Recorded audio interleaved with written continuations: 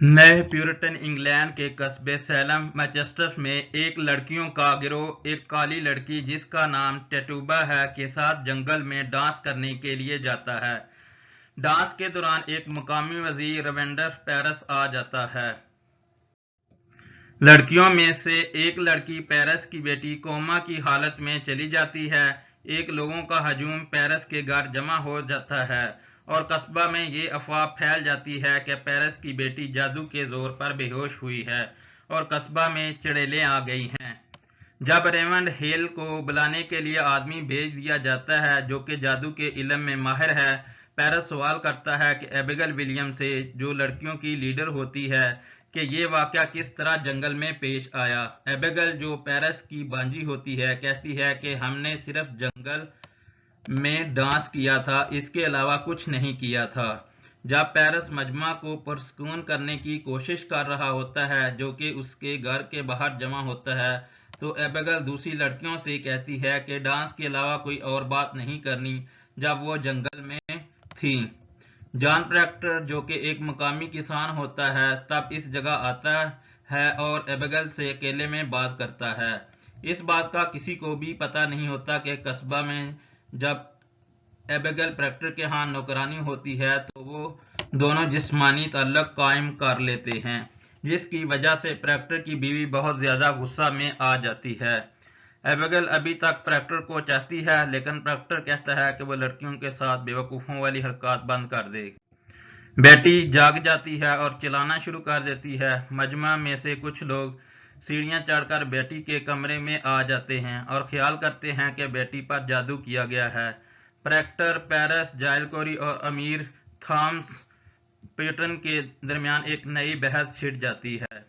ये मुबाहसा पैसे और ज़मीन के गिर्द घूमता है और ये नतीजा निकलता है कि सैलम के लोग इसकी वजह से गुमराह हो गए हैं। जब ये लोग मुबाहसा कर रहे होते हैं, रेवंड हिल आ जाता है और बेटी का मुआयना करता है, जबकि प्रैक्टर वहां से रवाना हो जाता है। हेल एबिगेल से सवाल करता है कि लड़कियां जंगल में क्या कर रही थीं, और वो एबिगेल के रवैये की वजह से इस पर शक करना शुरू कर देता है और कहता है कि वो टेटुबा से बात करना चाहता है।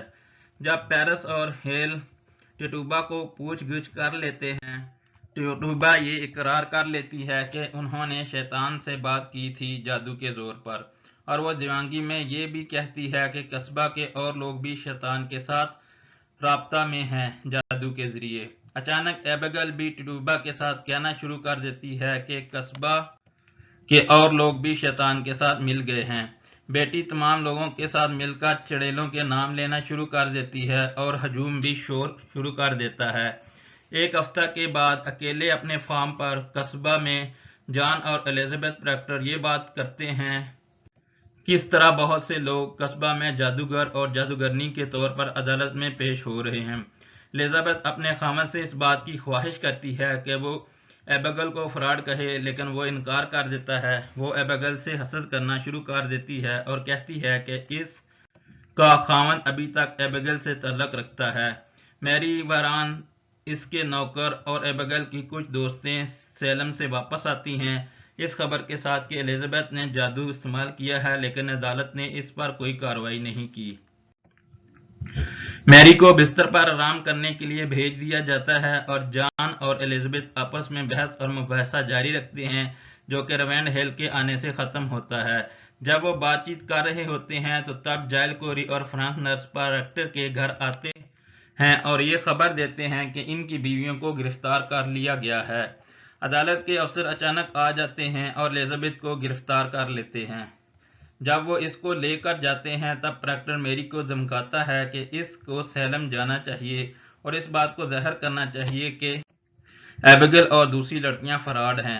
अगले दिन प्रैक्टर मैरी को अदालत में लेकर आता है और जज डानफोर्थ को कहता है ये गवाही देगी कि लड़कियां झूठ बोल रही हैं। डानफोर्थ प्रैक्टर के रवैये से महतात हो जाता है और प्रैक्टर को बताता है कि एलिजाबेथ हमल में है और इसको कुछ अरसे के लिए छोड़ा जा सकता है। प्रैक्टर अपने इल्जाम पर कायम रहता है और डानफोर्थ को आमादा कर लेता है कि वो मैरी को गवाही देने की इजाज़त दे। मैरी अदालत को बताती है कि लड़कियां झूठ बोल रही हैं। जब लड़कियां वहां पर आती हैं तो वो नक्शा ही बदल देती हैं कि मैरी ने ही इन पर जादू किया था। پریکٹر غصے میں اس بات کا اقرار کرتا ہے کہ اس کا ایبیگل کے ساتھ معاشقہ تھا اور اس کی بیوی کے حسد کی وجہ سے یہ سب کر رہی ہے۔ پریکٹر کے اس دعوے کو سچ ثابت کرنے کے لیے ڈانفورتھ ایلزابتھ کو بلاتا ہے اور اس کو کہتا ہے کہ پریکٹر اس کے ساتھ بے وفائی کر رہا ہے۔ ایلزابتھ کہتی ہے کہ پریکٹر اس کے ساتھ بے وفائی نہیں کر رہا۔ ڈانفورتھ پریکٹر کو جھوٹا کہتا ہے۔ اس دوران ایبیگل اور لڑکیاں پھر یہ محسوس کراتی ہیں کہ میری ان پر جادو کر رہی ہے اور میری نیچے گر جاتی ہے اور پریکٹر کو الزام دیتی ہے کہ وہ ایک بھوت ہے۔ پریکٹر اس کے اور عدالت کے خلاف غصہ کا اظہار کرتا ہے۔ وہ گرفتار کر لیا جاتا ہے اور ہیل عدالت کی کارروائی ختم کر دیتا ہے۔ موسم گرما گزر جاتا ہے اور خزاں کا موسم آ جاتا ہے۔ جادو کے متعلق عدالتی کارروائی ہمسایہ قصبوں میں بے سکونی کا سبب بنتی ہے اور ڈانفورتھ پریشان ہو جاتا ہے۔ ایبیگل بھاگ جاتی ہے اور پیرس کے سارے پیسے بھی ساتھ لے جاتی ہے۔ ہیل جو کہ عدالت پر اعتماد کھو دیتا ہے، وہ جن پر جادو یا چڑیلیں ہونے کا الزام ہوتا ہے کہتا ہے کہ وہ عدالت میں جھوٹ بولیں تاکہ ان کی جان بچ جائے، لیکن وہ انکار کر دیتے ہیں۔ ڈانفورتھ کو ایک ترکیب سوچتی ہے کہ وہ ایلزابتھ کو کہتا ہے کہ عدالت میں جان کو اقرار کرانے میں شامل ہو جائے۔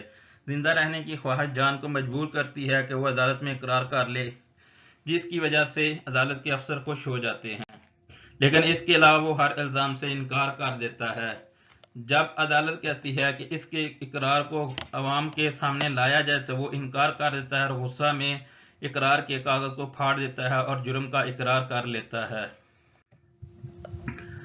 جان کی مایوس شدہ درخواست کے باوجود پریکٹر دوسروں کے ساتھ پھانسی کی طرف جاتا ہے اور جادو کی عدالتی کارروائی اپنے منطقی انجام کو پہنچتی ہے۔